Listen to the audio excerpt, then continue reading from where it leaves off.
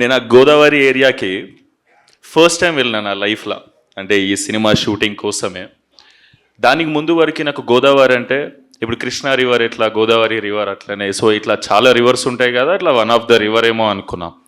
So ఈ షూటింగ్కి నేను ఫస్ట్ టైం పోయినప్పుడు తెలిసింది గోదావరి జస్ట్ రివర్ కాదు, అక్కడ కల్చర్ వేరే ఉంది, అది ఒక ఎమోషన్, అక్కడ ఫీలింగ్ వేరే ఉంది. డెఫినెట్లీ అన్న.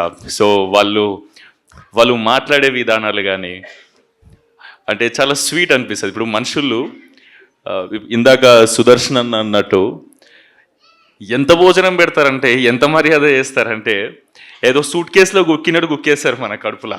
అది మనకే డౌట్ వస్తుంది, అది సూట్ కేసా కడుప అనేది. తిన్నాక లేచి నడవని కష్టమైతే అట్లా పెడతారు. నేను 4-5 కేజీలు పెరిగిన అడిగి పోయి.